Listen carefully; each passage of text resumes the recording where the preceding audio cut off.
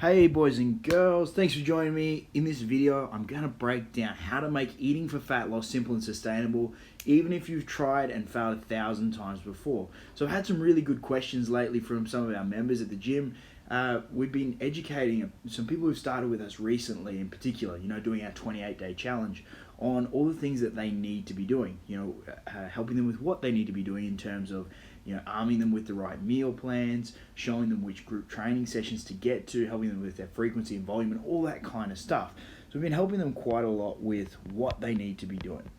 Now what I want to do is there's a big piece still missing to that puzzle, because knowing what to do is really important. But being human beings, the next step for us is, of course, wondering why it is that we're doing that, and of course how it works. And for you guys, what I always find is the people that I work with, if I can educate them as to why this method works, it makes it far easier to adopt long term. There's so much information, or probably rather misinformation, out there in the health and fitness industry, and I'm sure you guys have heard it before. If you're watching this video, you've probably been confused, in the past at least, about what diet works. You see people peddling this insane amount of crap in terms of magic pills, weight loss fucking glad wrap, you name it. I'll try and keep my swearing to a minimum, but you can tell when I get passionate. Look guys, the first thing I want to warn you about in this video is this is not sexy, right? This is a very, very simplified solution. Like I said, this is how to make eating for fat loss simple and sustainable, even if you've tried and failed 1,000 times before. So put simply guys, this is not going to involve any magic pills or potions. It's not necessarily going to be easy, but I said I would make it very, very simple for you. So if you're somebody who's looking to lose a few kilos now, get in shape, feel more confident about themselves, and you're worried about all the misinformation that you've got, or maybe you've already started on that journey and you just want something to solidify your belief system when it comes to health and fitness, something that's actually science-backed, not a whole load of crap with nothing for sale, then this is the absolute best video for you. Now, I'm going to try and keep the video as short as I can, but I'm going to invest in you guys and hopefully give you as many sort of points of reference, things that will help open up your world in terms of what you know and then what you can do to help you along your little health and fitness journey. Now, of course, if you've got questions, put them below in the comment section, because I'd love to answer them for you. Like I said, I'll try and cover everything as best I can, but I'm sure that will lead to a few questions from you guys. So let's jump into things. The first thing that I want to kind of talk about, and I'll just clear a bit of space here, is the single most important law for fat loss. Now, the most important word is right here, is law, right? It's not something that applies occasionally. It is a law that applies to every single human being. It's one of the laws of thermodynamics, but we're just going to break it down simply into what we call a calorie deficit. Now, you might have heard that term before. If you haven't, then that's okay too. I'm going to explain how it works. There are 3 possible scenarios that we can achieve in a day as human beings in terms of energy balance.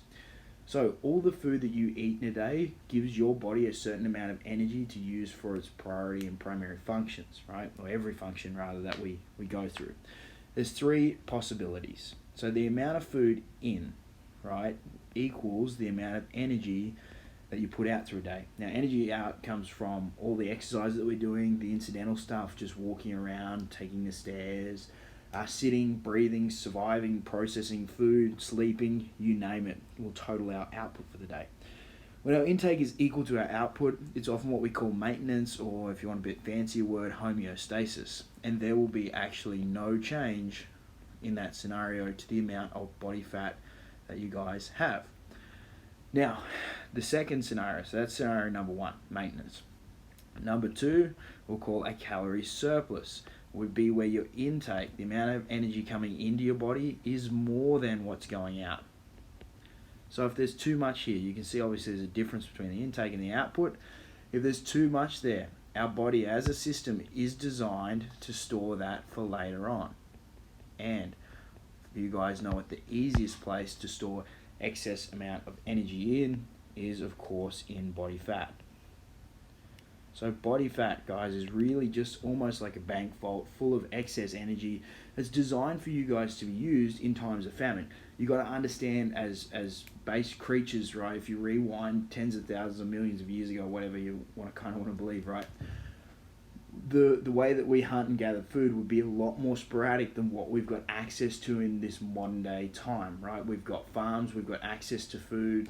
You walk down the street, there's probably 10 to 15 different places that you can buy food immediately. We get instant gratification. Whereas in the past, we may not have known where our next meal was going to come from. And there's a possibility of that extending and spanning out over 3 days if you're trying to hunt and kill something. Then you imagine you do kill something, you've got a sudden influx of food, a sudden abundance of food, so you eat what you can. Our body is designed to store excess energy when we have a surplus of it, and to use stored body fat when we have what we call number 3, a calorie deficit. So here's what a calorie deficit looks like. Your intake is less than your output. So the amount of energy that goes out of your body today is less than what you're bringing in through the foods that you eat. If you imagine this is all the body fat that you have, we must take that energy from somewhere. This difference in these two cannot just kind of disappear or fly under the radar. It must be taken from somewhere to power all of the functions of our body. And so what we would do is metabolize a bit of that body fat and then use it to cover that energy gap. As you can probably understand, might be putting 2 and 2 together. We take a bit more day by day and start to break down the amount of body fat that we've got. The less body fat that you have, the better that you will look and feel, right? Your body fat percentage is one of the most important measures of that. And that, of course, is how much body fat you have relative to the rest of your mass. So anyway, guys, to break it down quite simply, the more body fat that we're taking over time, if we can stay in a consistent and sustainable calorie deficit for a long-term period, we keep on reducing that amount of body fat. So look, hopefully this is making sense. Like I said, at this stage, if you guys have got questions, pump them below and I'll get them answered for you. But that is the single most important law for fat loss. You got to understand, guys, when I say law, I mean it. You cannot tell me that this does not apply to you, because physics would cease to exist as we know it. Reality would just not be the same. This applies to every single human being, every single animal on this planet. And if you're neither of those two, you probably shouldn't be watching this video.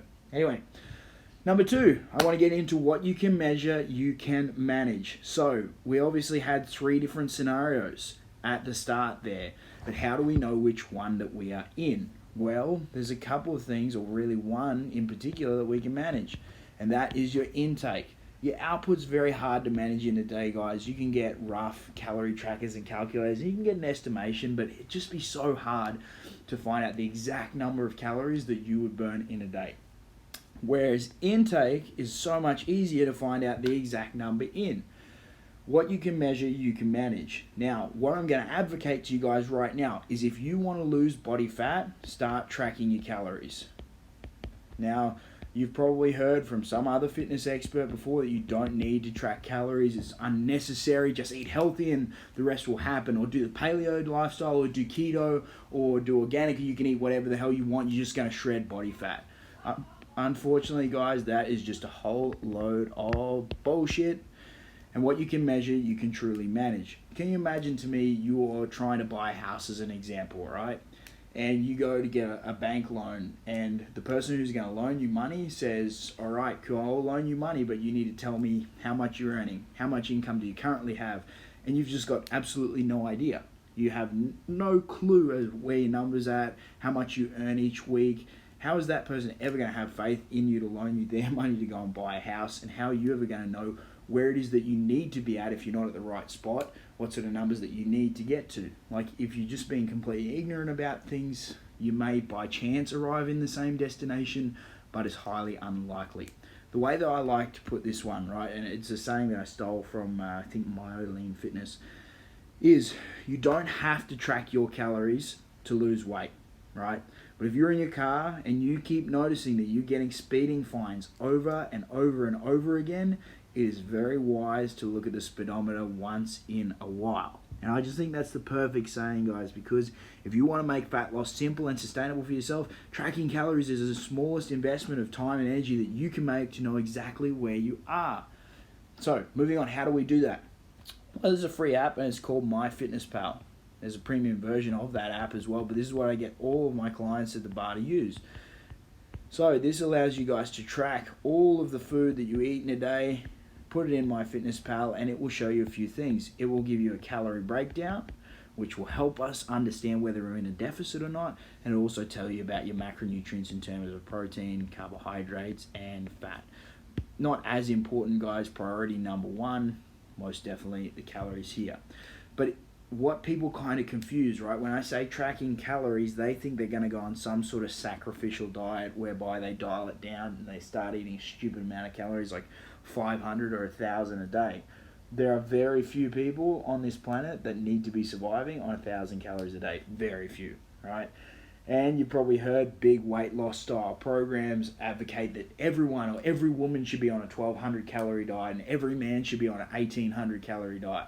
Put it this way, guys. If you were going to sell a program to thousands of people and you wanted a surefire guarantee that it worked, the smartest thing to do would be to just cut people's calories to a silly level that they can maintain for the length of your 12-week or 4-week or 8-week program, so they get results, write you a testimonial, say you're awesome, and then despite the fact they put the weight back on later, you've done and dusted with them, you can wipe your hands clean. Anyway, let's not jump into fitness conspiracies. What I'm just going to say is basically what you can measure, what you measure, you can manage, and measuring is the best way to do things. So, number 3, it's all about quantity, not quality. So, for you guys, it comes down to calories in versus calories out.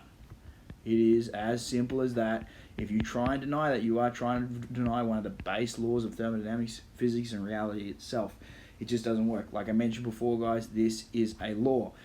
Now, if you've, I suppose, done a bit of digging around into the fitness spectrum when it comes to your own health and fitness, you'll have heard people spouting about, like, if it fits your macros, or maybe flexible dieting, whereby they're just saying hit your calories each day and hit your macronutrients, which is what I mentioned before, your amount of protein, carbohydrates, and fat you need each day, and you're all sweet to go. Quality doesn't matter whatsoever at all, right? Now, I kind of agree with these people in theory, right? Especially in the short term. If we're talking a 4-week period, quality really for you guys is not going to be the highest priority. It's going to be purely quantity.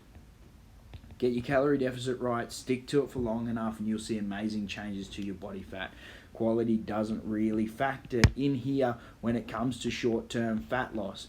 Now, where quality does matter is where it comes to long-term health. Now, you guys thought I was going to say it didn't matter at all. No, it definitely does, right? You need to be making sure that your body performs at an optimal level, right? That you feel good each day, that you're giving it the vitamins, the minerals, the micronutrients that you need to run all of those functions. In the short term, though, guys, if you could only pick one to focus on, let's focus on quantity, because that's what's going to be the big domino for you. Get the ball rolling and moving forward as soon as we possibly can. Now, in terms of the next part, I want to talk to you guys about how to get enough quality consistently enough, right? Because let's make it really simple. Lots of people overcomplicate this shit. Like I said to you guys, this is not sexy. I'm going to make this extremely simple. And oftentimes, once people get the simple down pat, they want to then go to the next level of sexy. They think they need to be, supplementing with vitamin A and bringing it all in and making sure their micronutrients are perfect at every step of the day and getting their protein in within a 15-minute window, all that bullshit. What I can say, guys, is if you want to do that and you want to make your life infinitely harder to get a 1 to 2% better result, please, by all means, go ahead. But for most people watching this video, you're going to be busy mums and dads or young professionals or people who just got a bunch of shit to do. And so investing an extra 50% of time in your health and fitness for a 1 to 2% return probably doesn't make much sense to you, especially if you're already getting a 98% return from the other 50% of time you're investing. Hopefully that's making sense, right? So let's talk about how to get quality consistent enough.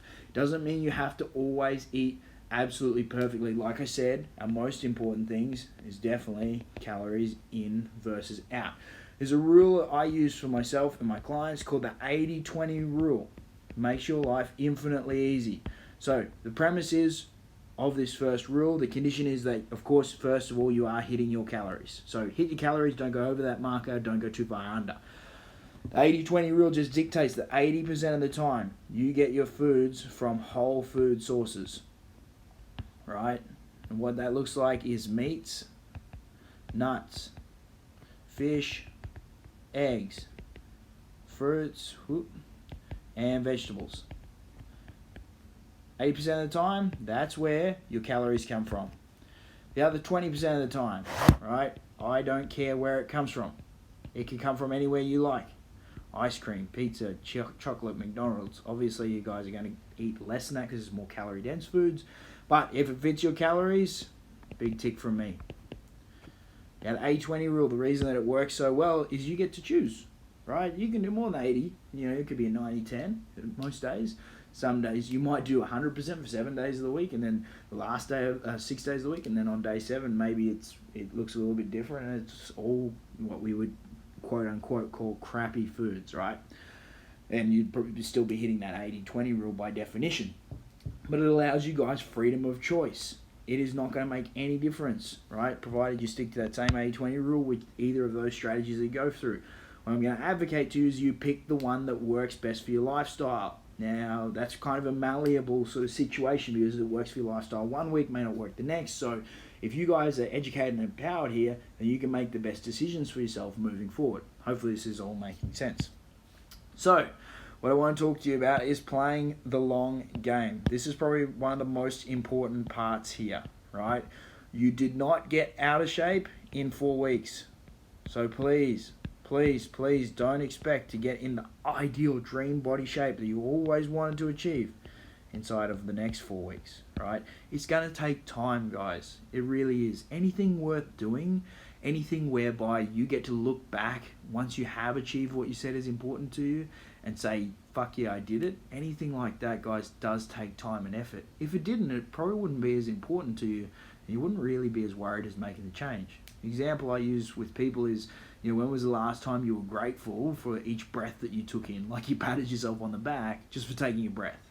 You know, it's on average 20,340 individual breaths that we take each day, but we don't think about them. I'm not saying it's not important, it's just not significant to us. It didn't take any effort, so we're not proud of overcoming it.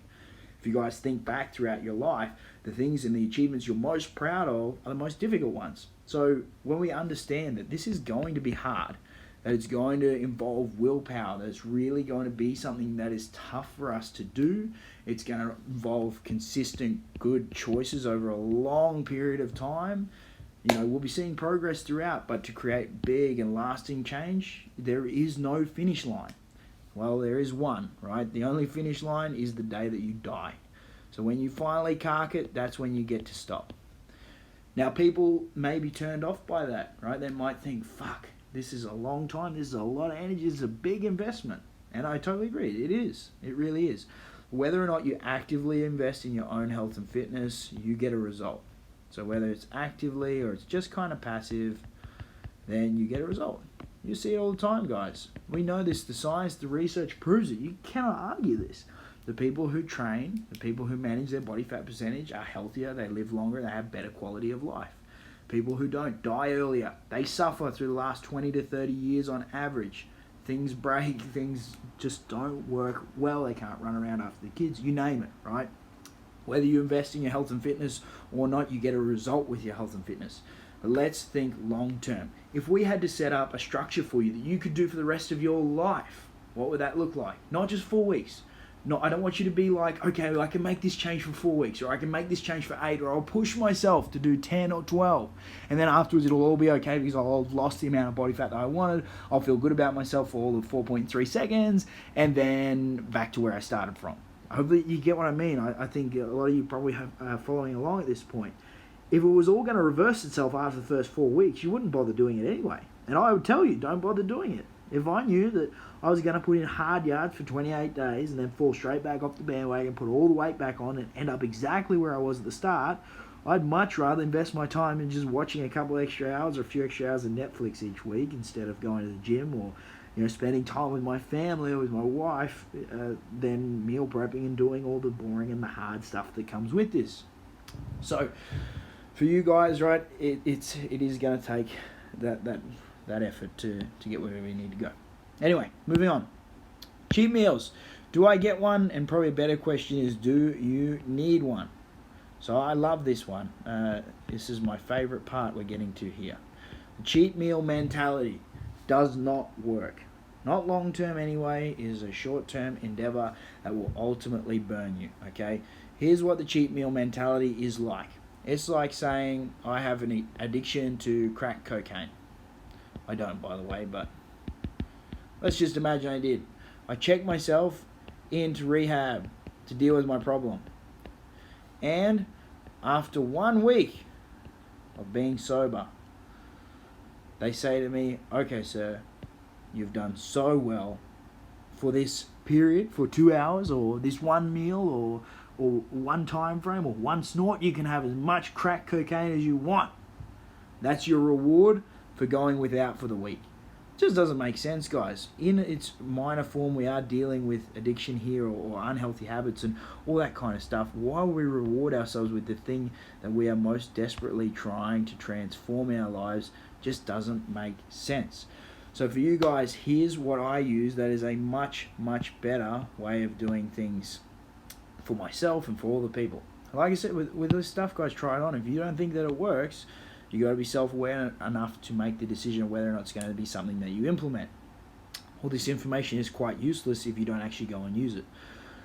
So here's what I like to use, and we recommend to all of our clients at the bar, is the 6 out of 7 rule. Another rule for you guys, and this is one of my favorite ones too. So the 6 out of 7 rule dictates that if 6 days in the week you can hit your calorie deficit, you maintain the 80-20 rule, you're going to make some really amazing progress. On day 7, so on that last day, do whatever you want to do.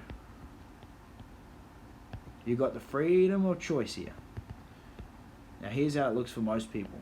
We get them to plan that day 7 around some sort of social event that they've got. Now I don't care if they do it on a Monday or Friday or a Saturday or wherever you got to put it.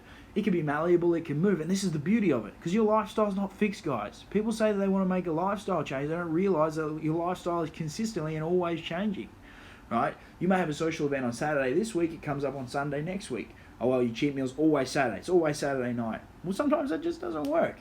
And if we can change it without any impact to the results we're going to get, why wouldn't we make your life easier? That's what this whole thing is about. I'm asking you guys to do this to the day that you die. Why would I make it unnecessarily hard?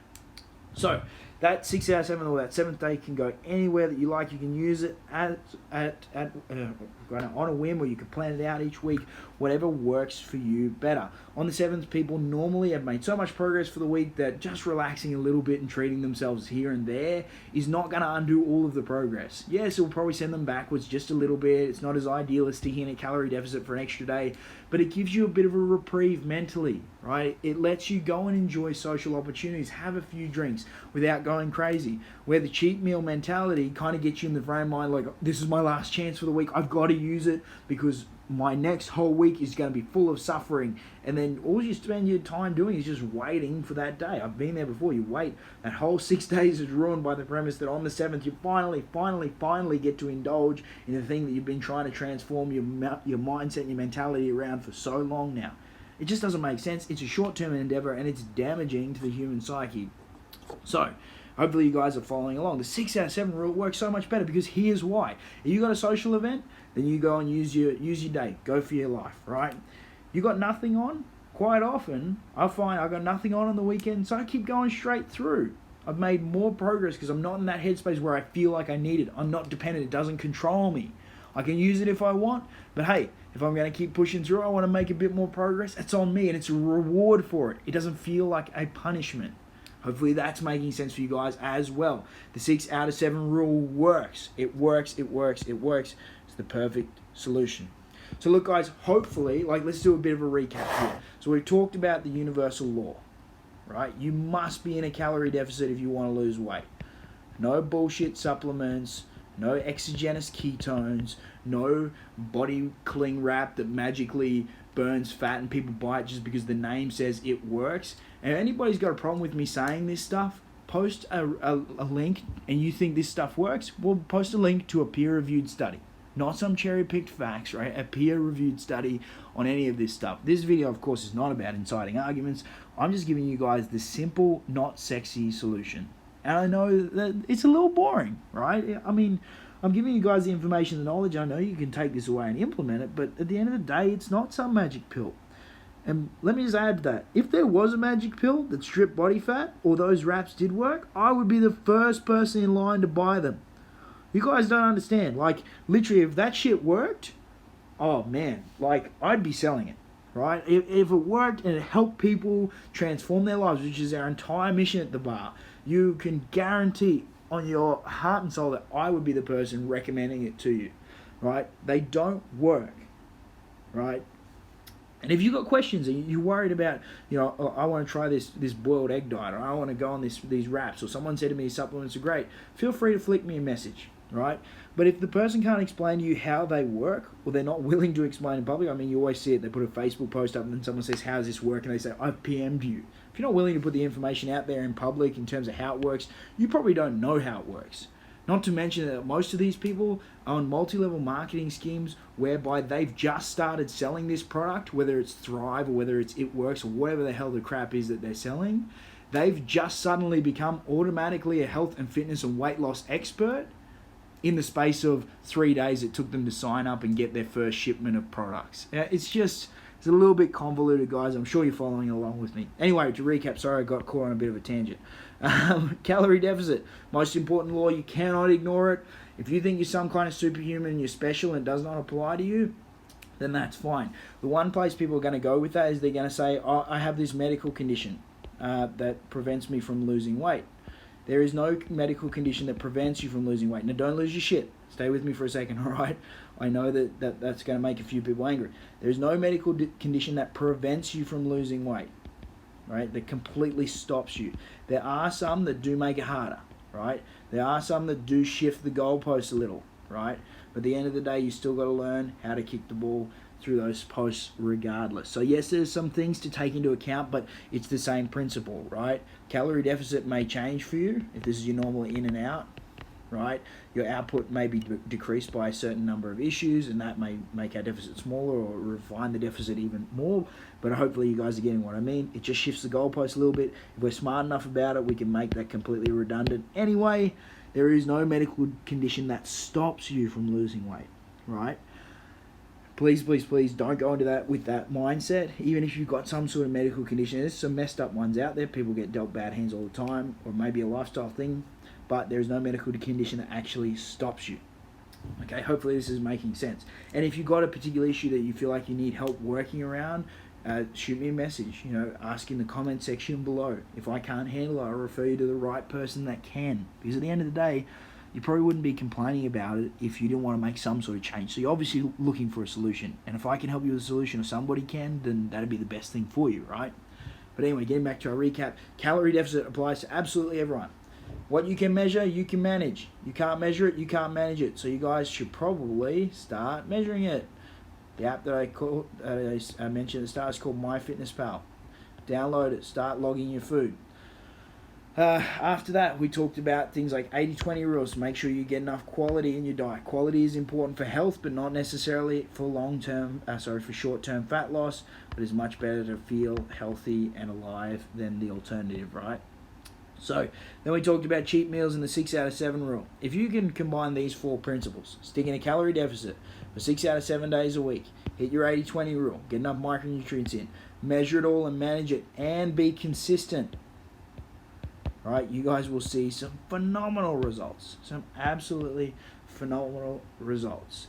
So look, hopefully this has helped you guys. Now, one more thing that I want to say to you is I actually wrote a book that fleshes out these concepts even more. Right? I wrote it for people like you. It's called Flexible Dieting Secrets.